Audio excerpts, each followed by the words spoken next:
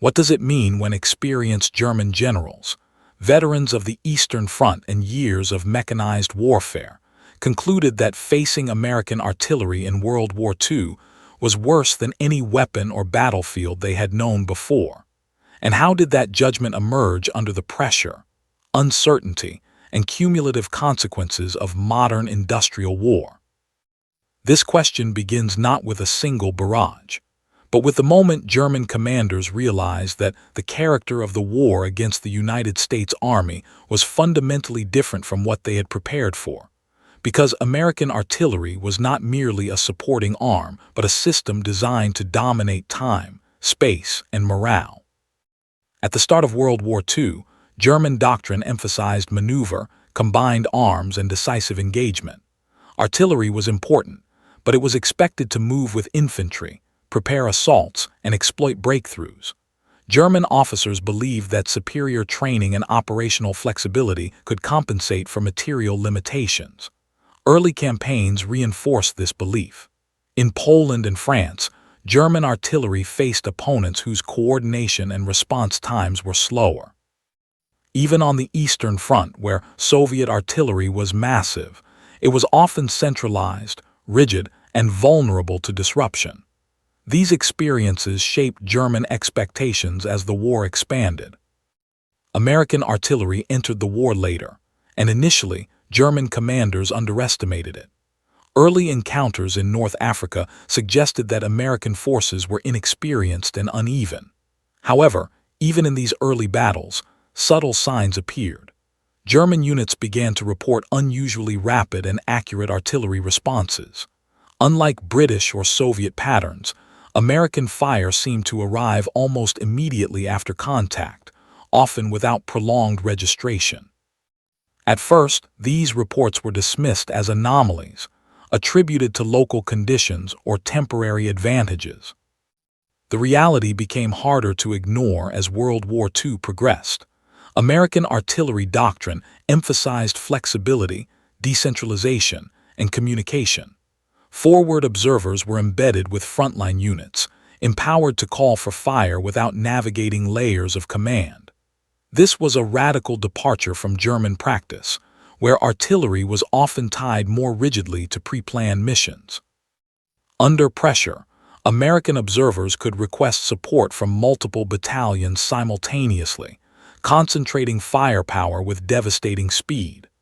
German commanders began to notice that once American units made contact, disengagement became extremely difficult.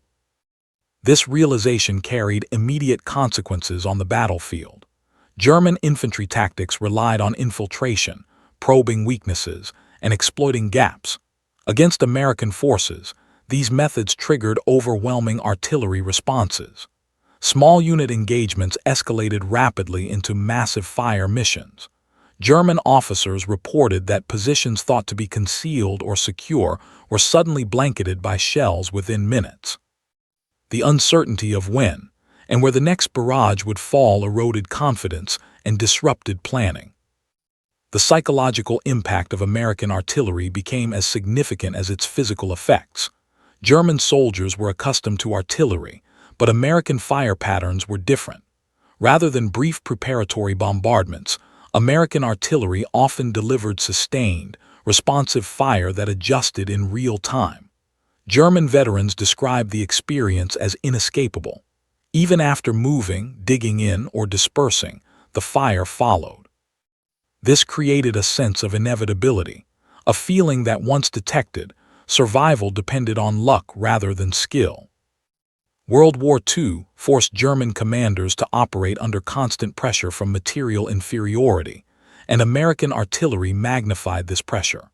The United States possessed vast industrial capacity, allowing it to deploy large numbers of guns, ample ammunition, and robust logistics.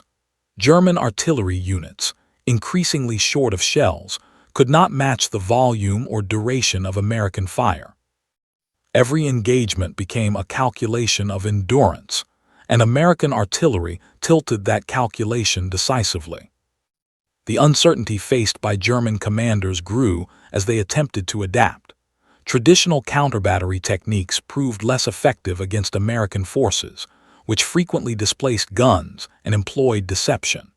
Radar-assisted targeting and improved sound ranging further reduced German ability to suppress American artillery. Each failed attempt reinforced the perception that American firepower was not only overwhelming but elusive. This uncertainty undermined confidence at the command level, complicating operational planning. As the war moved into Italy and Western Europe, the consequences of this imbalance became increasingly clear. Defensive positions that might have held against other opponents collapsed under sustained artillery pressure. German generals noted that American artillery could halt counterattacks before they fully developed.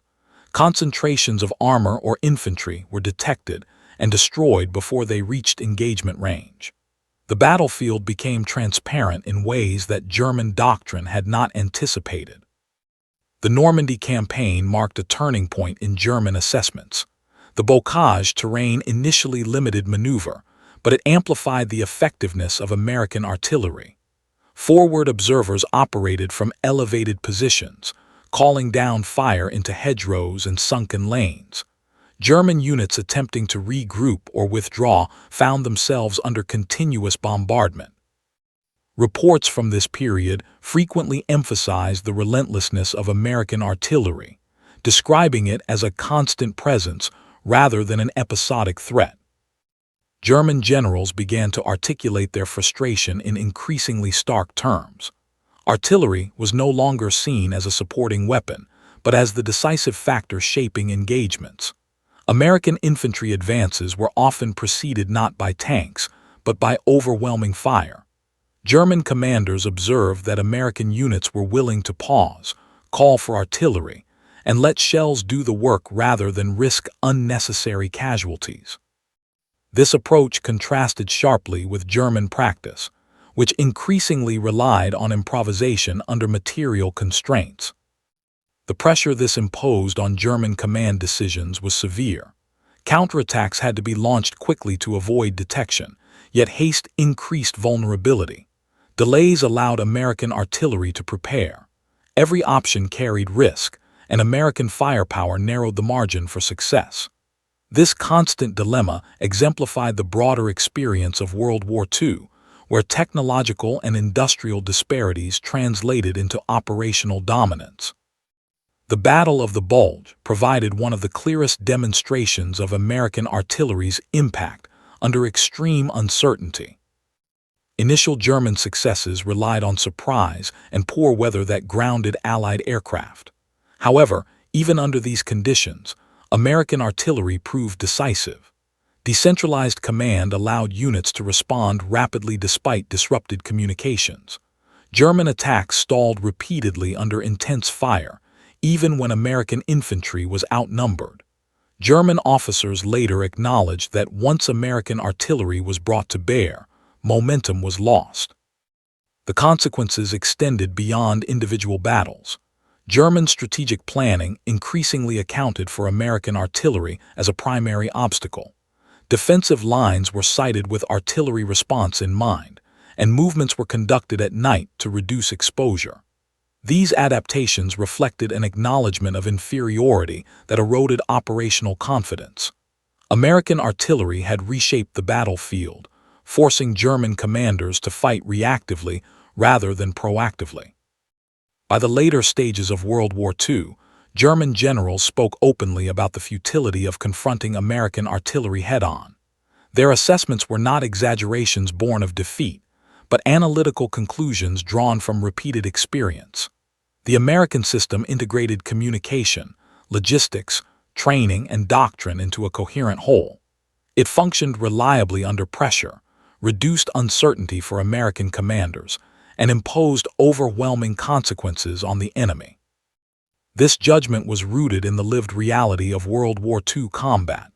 German generals had faced Soviet mass, British persistence, and Allied air power, yet American artillery stood out because of its consistency and responsiveness. It transformed uncertainty into certainty for American units while doing the opposite for their opponents. Each engagement reinforced this dynamic, shaping decisions at every level of command. The reputation of American artillery as worse than hell emerged not from rhetoric but from accumulated consequence. It reflected a recognition that modern war rewarded systems over individual brilliance. In this sense, American artillery symbolized the broader transformation of World War II, where industrial capacity, organizational design, and adaptive doctrine combined to overwhelm even experienced and determined opponents, leaving open further examination of how this system evolved and how its lessons influenced warfare beyond the conflict itself. As German commanders attempted to explain this experience in post-war interrogations and memoirs, their descriptions of American artillery consistently emphasized not spectacle but process.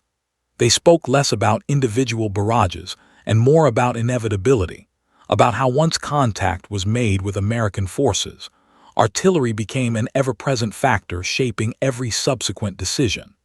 This perspective reveals how pressure altered perception during World War II. For German officers trained to value initiative and maneuver, the constant anticipation of American fire constrained freedom of action, forcing choices to be made under a narrowing set of possibilities. One of the most consequential aspects of American artillery from the German viewpoint was its integration into decision-making at the lowest levels. German doctrine traditionally centralized artillery control, requiring coordination through established chains of command.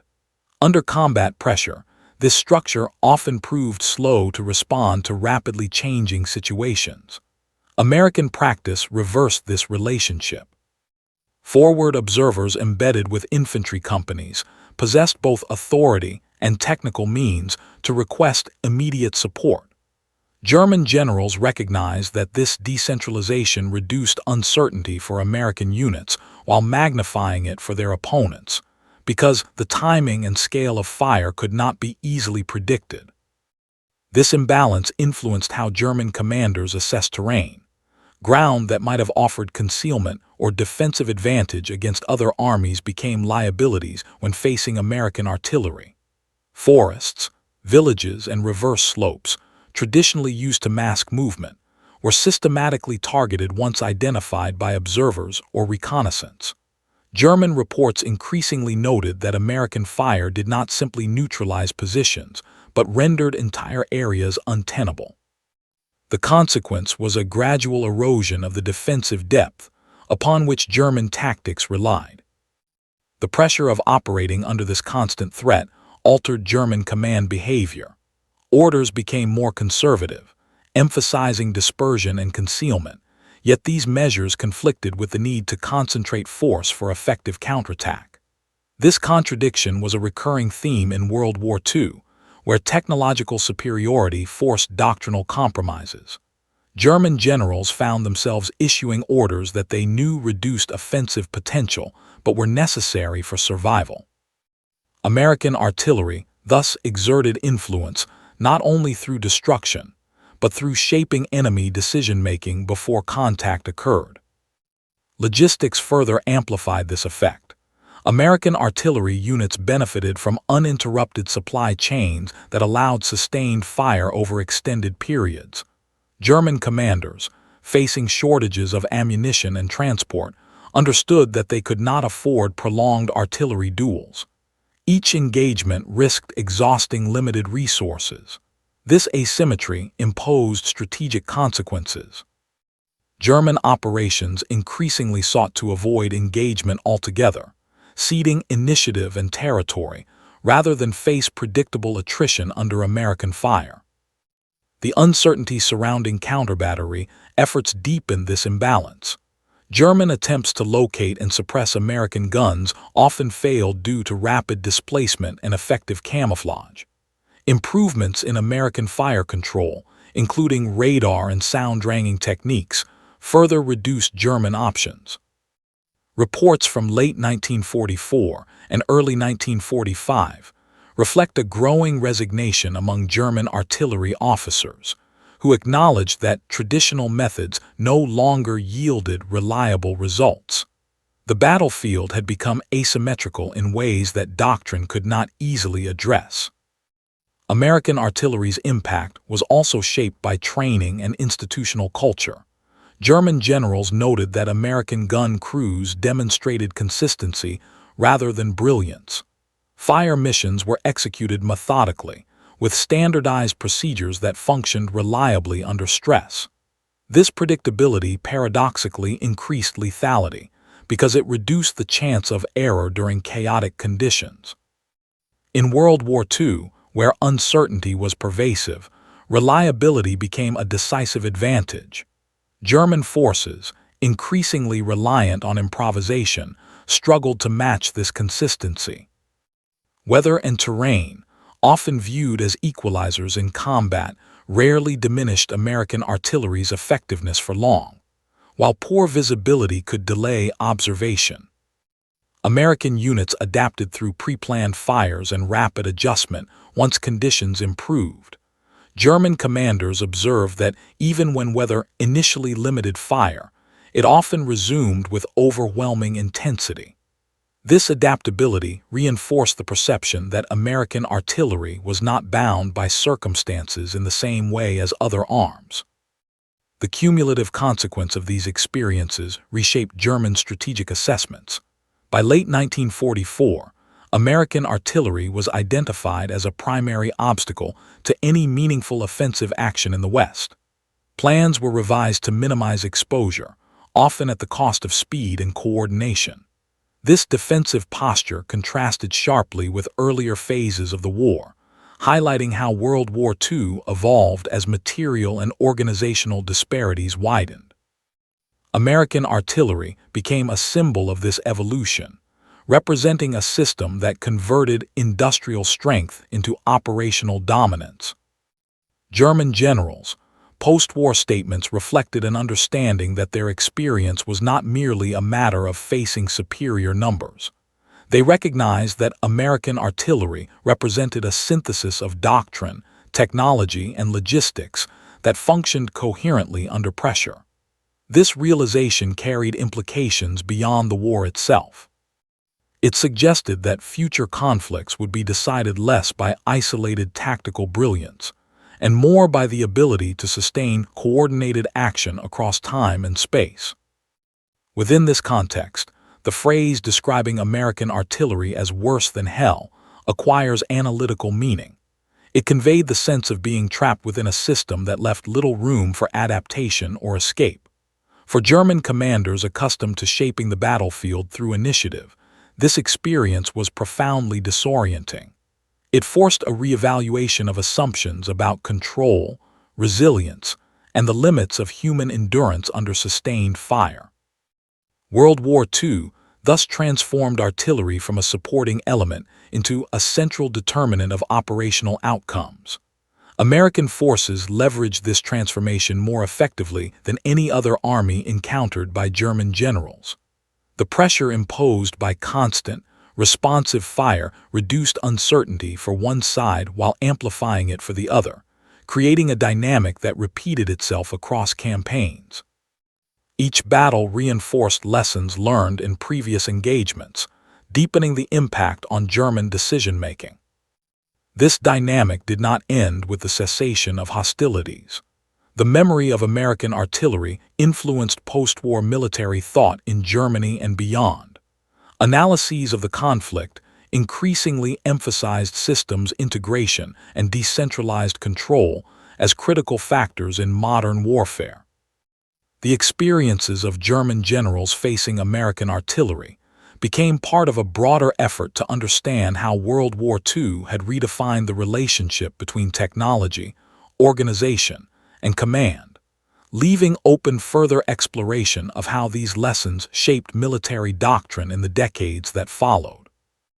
In the immediate post-war period, Allied and German analysts alike began dissecting the operational mechanics that had made American artillery so decisive. These studies moved beyond anecdote, examining firing tables, communication networks, and command relationships that functioned under the extreme pressure of World War II. German officers participating in these analyses often expressed surprise at how little improvisation was required on the American side.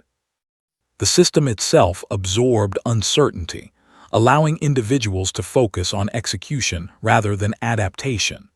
This observation underscored a broader shift in warfare, where organizational design increasingly determined battlefield outcomes. German generals reflected that one of the most destabilizing aspects of American artillery was its effect on time. Traditional engagements allowed pauses for regrouping, reassessment, and redeployment. Against American forces, such pauses were rare. Artillery fire arrived quickly and persisted, compressing decision cycles. German commanders were forced to issue orders under constant bombardment, reducing the opportunity for reflection or coordination. This temporal pressure magnified the psychological strain of combat, accelerating exhaustion and eroding cohesion. The American approach also altered the calculus of risk. German units traditionally accepted short-term exposure to achieve positional advantage, trusting in movement and concealment to mitigate danger. American artillery challenged this assumption. Once detected, even briefly, units faced disproportionate consequences. This forced German commanders to prioritize concealment over initiative, a reversal that conflicted with their doctrinal emphasis on aggressive action. The result was a gradual shift toward defensive caution, shaped not by ideology but by necessity. Training disparities further compounded these effects. American artillery units benefited from standardized training programs that emphasized coordination across units and services. German generals observed that this training produced predictable responses under fire, reducing the likelihood of breakdown. In contrast, German artillery increasingly relied on veteran experience to compensate for dwindling training resources. While individual skill remained high, the system as a whole became fragile. World War II thus demonstrated how institutional resilience could outweigh individual excellence under sustained pressure. The uncertainty created by American artillery extended into German logistical planning. Supply routes, assembly areas, and command posts were all vulnerable to detection and fire. German generals reported that rear areas, once considered relatively safe, became contested spaces. This forced a dispersion of support functions, complicating coordination and slowing response times. The ripple effects of American artillery thus reached far beyond the front lines, shaping the entire operational environment. As the war progressed, German attempts to counter these challenges increasingly relied on avoidance rather than confrontation. Night movement, dispersed formations, and reduced radio traffic became standard. While these measures mitigated some risks, they also limited operational flexibility. American artillery, by contrast, continued to function effectively despite similar challenges, reflecting the robustness of its supporting systems. This asymmetry reinforced the perception of inevitability that German commanders described. The experience of facing American artillery also influenced German views on coalition warfare. German generals noted that American units integrated artillery seamlessly with infantry, armor, and air support, even when operating alongside Allied forces with different doctrines. This integration reduced friction and amplified combat power. For German commanders, whose own coalition experiences were limited and often strained, this level of coordination represented a qualitative advantage. In examining specific campaigns, German analysts pointed to moments where American artillery decisively shaped outcomes without dramatic maneuver. Defensive stands were broken not by frontal assault, but by sustained fire that degraded morale and cohesion. Counterattacks failed not because of tactical error alone, but because artillery denied the space and time required to organize. These patterns reinforced the understanding that American artillery operated as a force multiplier, transforming limited engagements into decisive actions. The cumulative consequence of these dynamics was a redefinition of what constituted battlefield dominance.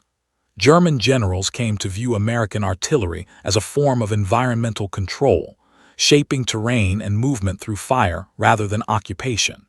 This concept challenged traditional notions of control based on physical presence. In World War II, control increasingly meant the ability to influence an area continuously, and American artillery excelled in this role. These insights fed into post-war doctrinal debates within Germany and among Allied militaries. The emphasis shifted toward decentralization, communication, and logistical sustainability. American artillery's performance provided a concrete example of how these elements could be integrated effectively. German generals, reflecting on their experience, acknowledged that their own systems had been optimized for a different kind of war, one that could not withstand the sustained pressures of industrial-scale conflict. Through this lens, the legacy of American artillery in World War II extends beyond destruction.